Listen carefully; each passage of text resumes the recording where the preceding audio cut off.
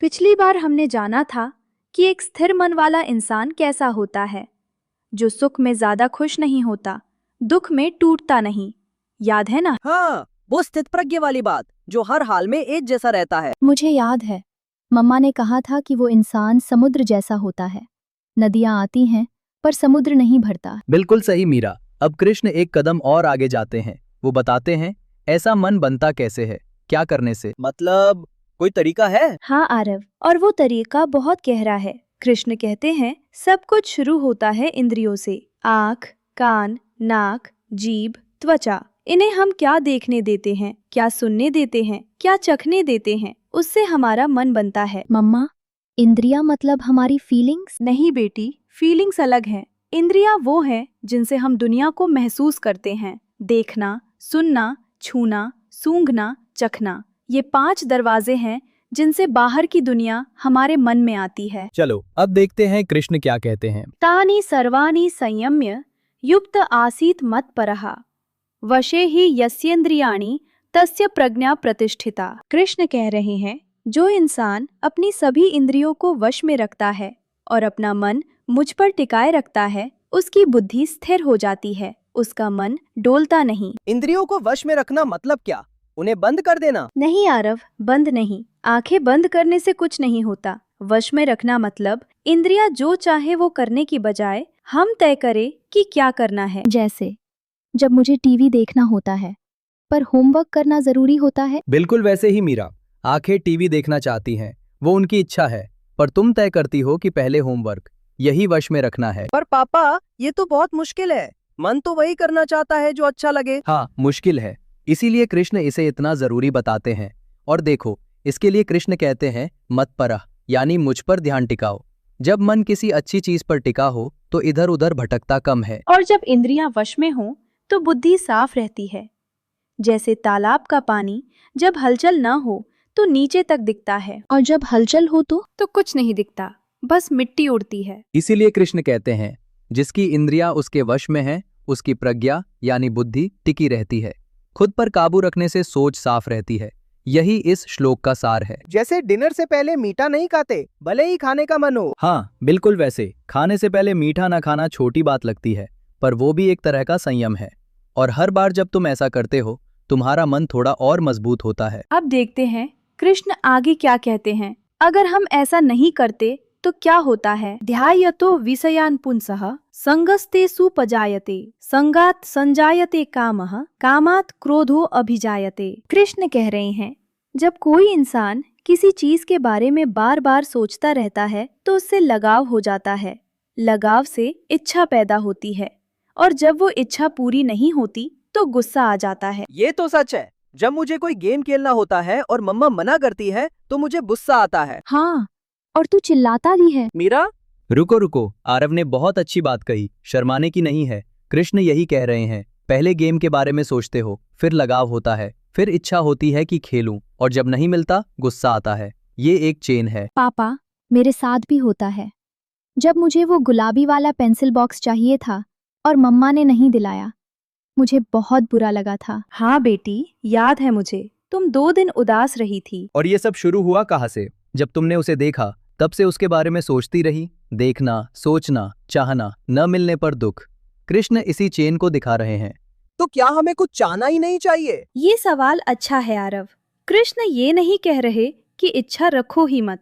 वो कह रहे हैं किसी चीज से इतना चिपक मत जाओ कि वो न मिले तो मन टूट जाए। लगाव से गुस्सा और गुस्से से भटकाओ, यही चेन है जिसे कृष्ण तोड़ना चाहते हैं। अब अगला श्लोक देखते हैं।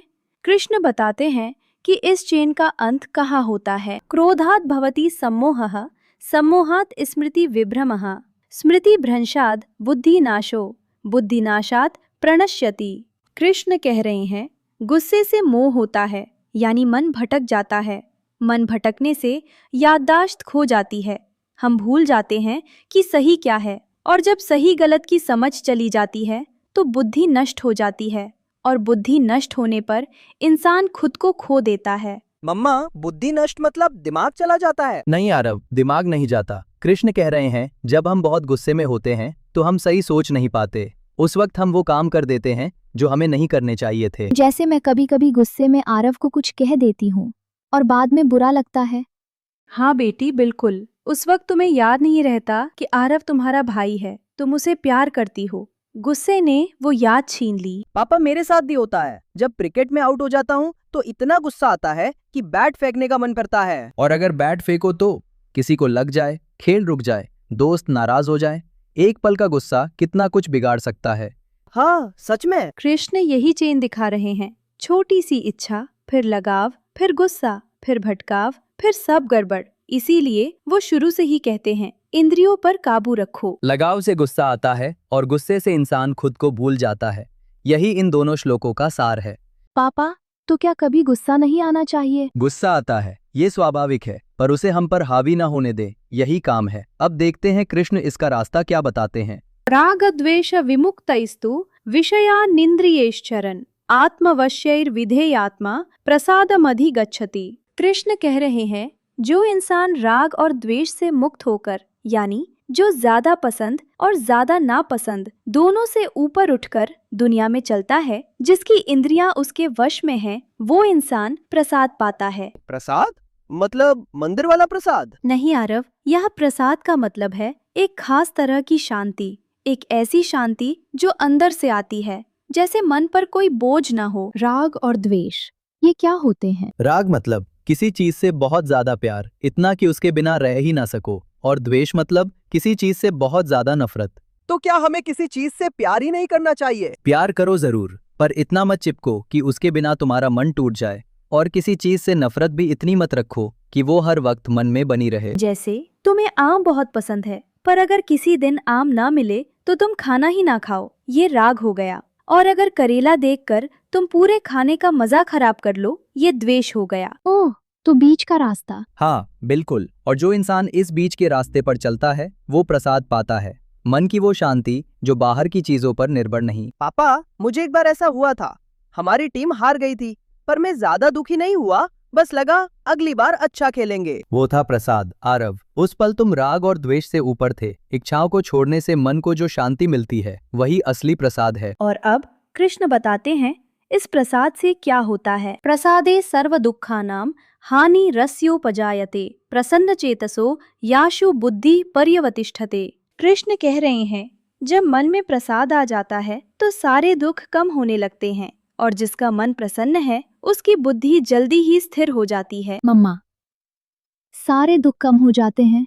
सच में? हाँ बेटी, सोचो, जब मन शांत हो तो छोटी छोटी बातें उतनी बड़ी नहीं लगती। जो पहले बहुत दुखी करती थीं, वो कम चुभती हैं। जैसे जब मैं थका हुआ होता हूँ तो छोटी सी बात पर भी रोना आ जाता है, पर जब फ्रेश होता हूँ तो वही बात कुछ नहीं लगती। बिल्कुल सही पकड़ा आरव। थका हुआ मन हर चीज को बड़ा बना देता है, शांत मन हर चीज को सही नजरिए से देखता है। पापा, तो शांत मन वाला इंसान कभी दुखी नहीं होता? होता है मीरा, दुख आते हैं सबके पास, पर शांत मन वाला उनमें डूबता नहीं। वो उन्हें देखता है, महसूस करता है और फिर आगे बढ़ता है। और कृष्ण कह रहे हैं, ऐसे शांत मन वाले इंसान की बुद्धि जल्दी स्थिर हो जाती है। आशु यानी देर नहीं लगती, जैसे साफ पानी में चीजें जल्दी दिखती हैं। तो मम्मा, ये सब एक साथ जुड़ा है। इंद्रिया वश में, मन शांत, बुद्धि साफ। हाँ आरव, बिल्कुल। कृष्ण ने इन 5 श्लोकों में एक पूरी चेन बनाई है। एक तरफ वो चेन है जो नीचे ले जाती है, इच्छा, लगाव, गुस्सा, भटकाव, और दूसरी तरफ वो चेन है जो ऊपर ले जाती है, संयम, शांति, स्थिर बुद्धि।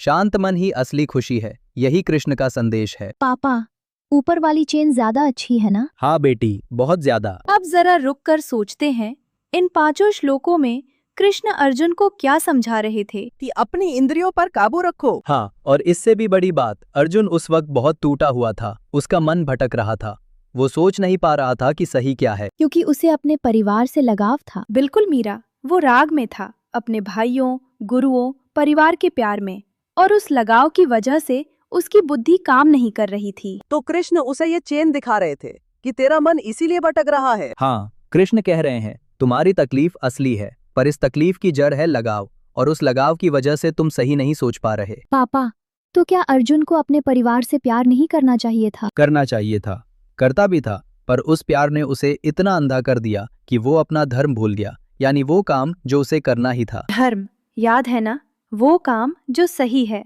भले ही मुश्किल हो। हाँ, और अर्जुन का धर्म था लड़ना सच के लिए। बिल्कुल। तो कृष्ण उसे ये नहीं कह रहे कि प्यार मत करो, वो कह रहे हैं प्यार करो, पर उसमें इतना मत डूबो कि सच्चाई दिखना बंद हो जाए। और यही बात हम सबके लिए है।